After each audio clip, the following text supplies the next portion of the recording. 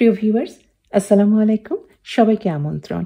আজ আমি আপনাদের সাথে শেয়ার করছি আলু আর কিছু সবজি দিয়ে ইফতারের জন্য খুব স্পেশাল ধরনের একটা মজাদার কাবাব বা টিকিয়া রেসিপি। সবজির মধ্যে আমি নিয়েছি একটা বাঁধাকপি। বাঁধাকপিটা আমি একটা গ্রেটার দিয়ে খুব মিহি করে ঝিরি করে গ্রেট করে রাখলাম। মাঝারি সাইজের একটা গাজর আমি গ্রাইন্ডারে সেই রকমই খুব মিহি করে গ্রাইন্ড করে নিলাম। আপনারা কিন্তু বটি বা চাকু দিয়ে খুব মিহি করে এই বাঁধাকপি বা গাজর কেটেও নিতে পারেন। পেঁয়াজও আমি ওই রকমভাবেই গ্রাইন্ডারে একদম মিহি করে কিমার মতো করে গ্রেট করে নিলাম। আর দিয়েছি আর একটা সবজি, এটা অপশনাল, আপনারা বাদ দিতে পারেন। এখানে কিছুটা মাশরুম আছে, আমি মাশরুমটা ছোট ছোট টুকরা করে নিয়েছি। সমস্ত গ্রেট করা সবজিতে সামান্য কিছুটা লবণ দিয়ে ভালোভাবে মাখিয়ে 5 মিনিটের জন্য রেস্টে রেখে দিচ্ছি। 5 মিনিট পরে সবজি থেকে পানি ছেড়ে দিয়েছে, সেটাই আমি একটা পাতলা কাপড়ে খুব ভালোভাবে পানিটা ছেঁকে নিলাম। অন্য একটা বাটিতে আমি নিয়েছি 2টা বড় সাইজের সেদ্ধ আলু। খুব ভালোভাবে স্ম্যাশ করে নিচ্ছি যাতে এর ভেতরে কোনো ধরনের মোটা দানা বা যে দলার মতো না থাকে। পানি ঝরানো এই সবজির পরিমাণ মোটামুটি 2 কাপের মতো হবে। এখন এর মধ্যে কিছু দেব মশলা। আমি দিয়েছি 2 চা চামচের মতো ধনে আর জিরা গুঁড়া। 1 চা চামচ বা তার একটু কম দিয়েছি আমি ছোট ছোট করে কাঁচা আদা কেটে নিয়েছি সেই টুকরাগুলি। আর দিলাম 1 মুঠো পরিমাণ শীতের ফ্রেশ ধনেপাতা কুচি। 1 চা চামচ দিয়ে দিয়েছি হলুদ গুঁড়া। 1 চা চামচ দিয়ে দিয়েছি রসুন গুঁড়া। আপনারা রসুন কিন্তু গ্রেট করেও ব্যবহার করতে পারেন।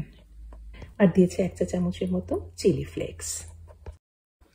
1 চা চামচ দিয়েছি আমচুর পাউডার। আমচুর পাউডার হাতের কাছে না থাকলে আপনারা লেবুর রসও কিন্তু ব্যবহার করতে পারেন। 2 টেবিল চামচ দিলাম বাইন্ডিং এর জন্য চালের আটা। আপনারা চালের আটার বদলে বেসনও 2 টেবিল চামচ পরিমাণ ব্যবহার করতে পারেন। আর দিয়েছি স্বাদ অনুযায়ী লবণ।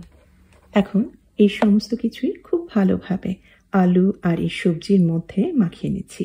এর মধ্যে ব্রেড ক্রাম্ব অথবা ডিম দেওয়ার কিন্তু কোনো দরকার হবে না। কাটলেটগুলি তৈরি করার জন্য আমি এই ধরনের একটা মেজারিং কাপ নিয়েছি। এটা 1/2 কাপের মেজারিং কাপ। এই ধরনের একটা কাপ ব্যবহার করার জন্য প্রত্যেকটা কাটলেটের সাইজ আর শেপ কিন্তু একই রকম হবে। তৈরি কাটলেটগুলি আমি ভেজে তো কিছু দেখাচ্ছি, আর এই কাটলেট কিন্তু আপনারা ডিপ ফ্রিজে ফ্রোজেন করে সংরক্ষণ করতে পারবেন জিপলক ব্যাগ বা এয়ারটাইট কন্টেনারের মধ্যে রেখে মাসখানেকের মতো। কাটলেটগুলি ভাজার জন্য আমি একটা ডিম ভেঙে নিয়েছি, ভালোভাবে ফেটে রাখছি। আর একটা বাটিতে করে রেখেছি আমি সামান্য কিছুটা 1/2 চা চামচের মতো নিয়েছি হলুদ গুঁড়া আর সামান্য কিছুটা চিলি ফ্লেক্স। 1/2 চা চামচের মতোই দিয়েছি কর্ন স্টার্চ বা অ্যারারুট। আর দিয়েছি সামান্য কিছুটা লবণ। 1 টেবিল চামচ পরিমাণ পানিতে গুলিয়ে নিয়ে ডিমের মিশ্রণের মধ্যে দিয়ে দিলাম। এতে হবে কি, ডিমের পরিমাণটা বেড়ে যাবে। একটা ডিম দিয়ে আপনি অনেকগুলি টিকিয়া বা কাবাব ভাজতে পারবেন।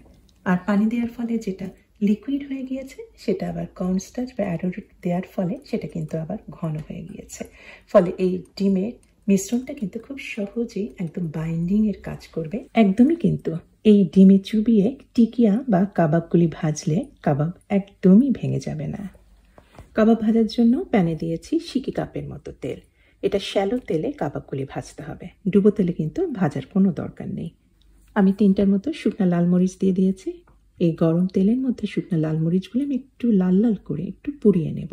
এতে শুকনা লাল মরিচের একটা সুগন্ধ এই তেলের মধ্যে চলে যাবে। আর এই তেলে কাবাব ভাজার ফলে কাবাবে কিন্তু সেই শুকনা লাল মরিচের সুগন্ধটা আপনি পাবেন। ডিমে চুবিয়ে গরম তেলে তো কাবাবগুলি ছেড়ে দিয়েছি। এটা এখন মিডিয়াম হিটে কিছুক্ষণ ভাজবো। একদিকটা একটু লাল লাল হয়ে গেলে তারপরে উল্টিয়ে দেব। খুব বেশি সময় লাগবে না, 3-4 মিনিটের মধ্যেই কাবাবগুলি ভাজা হয়ে গেল। ভাজা কাবাবগুলি একটা কিচেন পেপারের উপর তুলে নিয়েছি যাতে এক্সেস তেলটা চুষে নেয়।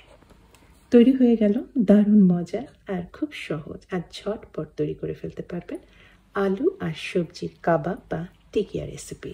এই রমজানে ইফতারের টেবিলে এই রেসিপি সবাই পছন্দ করবে। রেসিপি পছন্দ হলে অবশ্যই আমার চ্যানেলকে সাবস্ক্রাইব করে আমার চ্যানেলের সাথেই থাকবেন।